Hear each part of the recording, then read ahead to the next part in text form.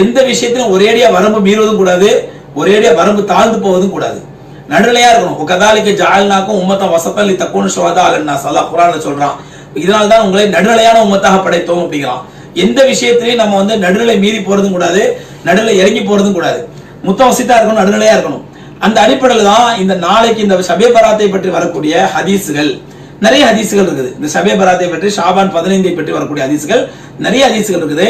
ஆனா அதுல ஒரு ஹதீஸ் கூட சஹீஹான ஹதீஸ் இல்லை, எல்லாமே பலகீனமான ஹதீஸுகள், எல்லாமே பலகீனமான ஹதீஸுகள்.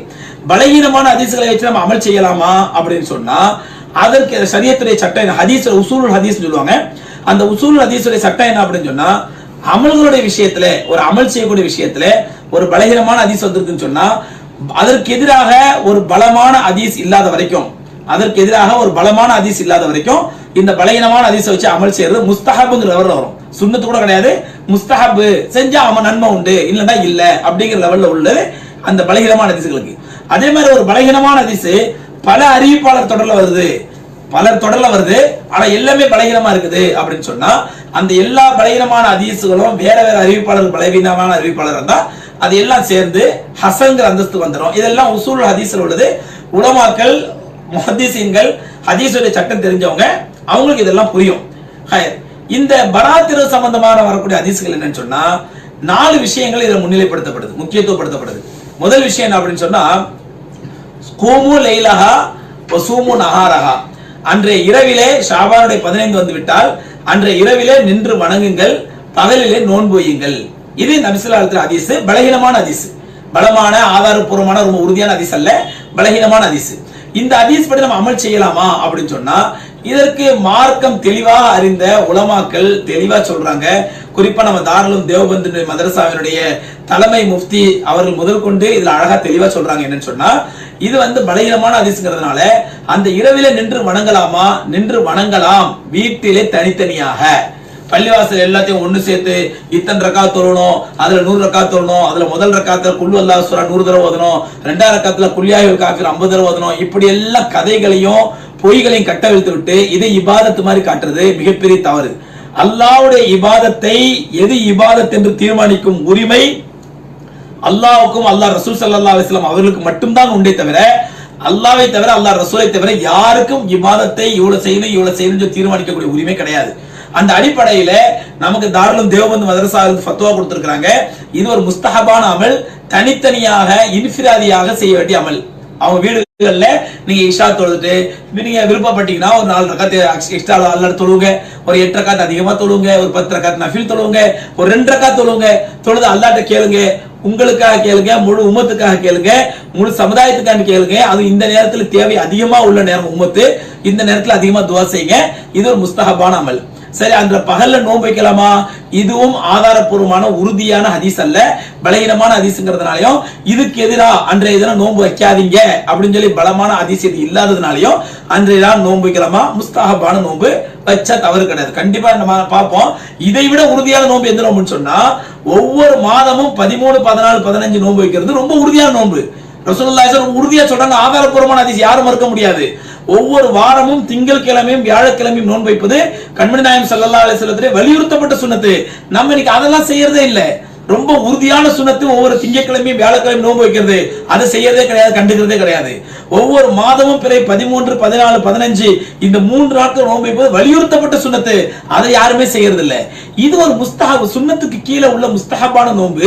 விருப்பப்பட்டா செய்யலாம், விருப்பப்பட்ட செய்யணுங்கிற அவசியம் கிடையாது. பெருமானார் ஸல்லல்லாஹு அலைஹி எந்த அளவு வலியுறுத்தவும் இல்லை இந்த நோன்பை. ஆனா இதுக்கு முன்னாடி முக்கியத்துவம் கொடுத்துருவோம், ஷாபான் 15 நோன்பு வைக்கணும், ஷாபான் 15 நோன்பு வைக்கணும். இது மக்களுடைய அறியாமை, இது மக்களுடைய அறியாமை. இதை விட உறுதியான நோன்பு, நீங்க ஷாபான் 13, 14, 15 3 நோன்பு சேர்த்து வைங்க, இது வலியுறுத்தப்பட்ட சுன்னத்து. அந்த 13, 14 விட்டுவிட்டு 15 அன்னைக்கு மட்டும் நோன்பு வைக்கணும் என்று நினைப்பது இது மக்களுடைய அறியாமை.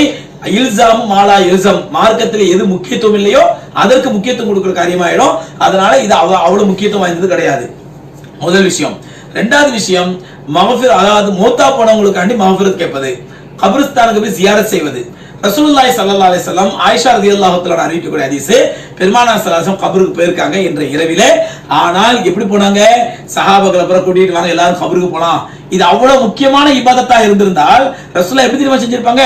சஹாபாக்கள் எல்லாம் கூப்பிட்டு இன்னைக்கு ஷாபான் 15 வாங்க நம்ம எல்லாரும் கபர்ல போய் துஆ செய்வோம், எல்லாரும் சேர்ந்து மூத்தானவங்களுக்காண்டி துஆ செய்வோம் வாங்கன்னு சொல்லி சஹாபாக்கள் எல்லாத்தையும் அழைச்சிட்டு போயிருப்பாங்க ரசூலுல்லாஹி ஸல்லல்லாஹு அலைஹி வஸல்லம்.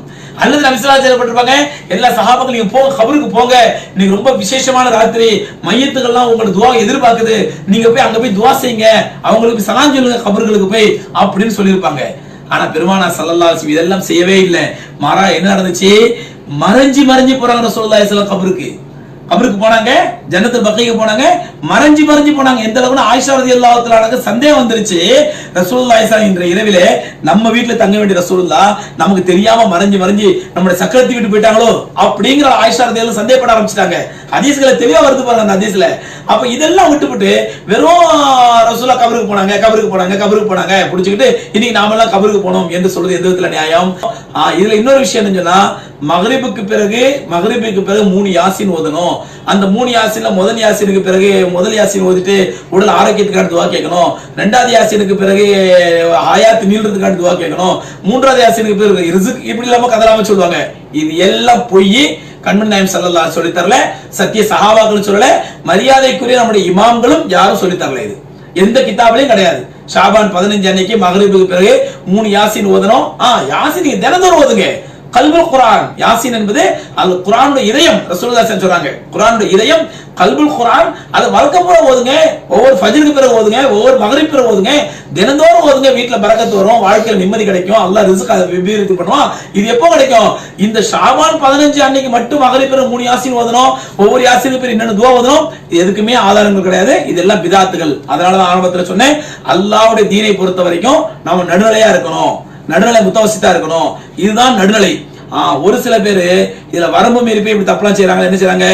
கபிரிஸ்தானுக்கு போனோம், மூத்தாவை போனோம், ஃபாத்தியா ரொட்டி சுட்டு ஃபாத்தியா ஓதணும், தலை உயரத்துக்கு வந்து ரொட்டி அடுக்கி அதை ஏழைகள் கொடுக்கணும், கபிரிஸ்தானுக்கு போனோம், கபர்ல போய் பூ போடணும், 3 யாசின் ஓதணும். இதெல்லாம் பிதாத்துகள். இன்னும் சில பேர் என்ன சொன்னா, வரம்பு தாழ்ந்து போய் ஷாபான் 15 அப்படி ஒரு ராத்திரியே கிடையாது, அப்படி ஒண்ணுமே கிடையாது, நத்திங், எல்லா ராத்திரியும் தான் இந்த ராத்திரியும் அப்படின்னு சொல்றாங்க பாருங்க. இது வரம்பு தாழ்ந்து போறது, இது வரம்பு தாழ்ந்து போறது, ரெண்டுமே தப்பு. அதாவது இதுல வரம்பு மீறி போறது தப்பு, வரம்பு தாழ்ந்து போறது தப்பு. இந்த இரவிலே ஏதோ சில சிறப்பு அம்சங்கள் இருக்குது. அதனாலதான் ரசூலுல்லாஹி ஸல்லல்லாஹு அலைஹி சம்பந்தப்பட்ட ஹதீஸ்கள் நிறைய ஹதீஸ்கள் வந்திருக்குது. எல்லாம் பலகீனம், அதை நம்ம வெளிப்படையா சொல்லித்தான் ஆகணும். எல்லா ஹதீஸுமே பலகீனம். அப்படி ஒண்ணுமே இல்லைன்னாக்கா ஏன் இந்த பலகீனமான ஹதீஸ்கள் இவ்வளவு ஹதீஸ்கள் வருது? அது ஒண்ணுமே ரசூலுல்லாஹ் சொல்லல, அப்படி இந்த ராத்திரில வந்து எந்த சிறப்புமே இல்ல அப்படின்னு சொன்னா ஏன் இவ்வளவு அதிசயங்கள் பலகீனமான அதிசயங்கள் வந்திருக்குது? அதனால சகோதரர்களே, இந்த இரவுகள் வந்து ஏதோ ஒரு சிறப்பு இருக்குது. இதை இண்டிவிஜுவலா தனித்தனியா தொழ வேண்டிய அமல்கள். நீங்க அன்னைக்கு எப்போ தஹஜ்ஜுத் தொழுகிறோங்களா அன்னைக்கு கூட 2 ரக்காத் எக்ஸ்ட்ரா தொழுவுங்க. அது அந்த நள்ளிரவுல அல்லாஹ்ட்ட அதிகமா அழுது கேளுங்க. வாய்ப்பு கிடைச்சா நஃபிலா நோன்பு வச்சுங்க, தப்பி கிடையாது. இதுக்கு வந்து ரொம்ப முக்கியத்துவம் கொடுத்து ரொம்ப சிறப்பம்சம் கொடுத்து புனிதமான ராத்திரி முக்கியமான ராத்திரி அப்படிலாம் வந்து அல்லாஹ் ரசூல் வலியுறுத்தி சொல்லல, ஹதீஸ்களை வலியுறுத்தி வரப்படல.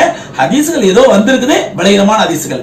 எப்பொழுது ரசூலுல்லாஹி ஸல்லல்லாஹு அலைஹி வஸல்லம் அல்லாஹ்வுடைய தீன் இதுக்கு எவ்வளவு முக்கியத்துவம் கொடுக்குறதோ அவ்வளவுதான் நம்மளும் கொடுக்கணும். வரம்பு மீறி முக்கியத்துவம் கொடுக்க கூடாது, வரம்பு தாண்டி இதை காலில் போட்டு மிதிக்க கூடாது. இரண்டுமே தப்பு. அல்லாஹ் ரப்பல் ஆலமீன் இந்த உம்மத்தை நடுநிலையான உம்மத்தாக ஆக்கியதை போன்று நடுநிலையான உம்மத்தாகவே இன்ஷா அல்லாஹ் இருக்கக்கூடிய பாக்கியம் தருவானாக.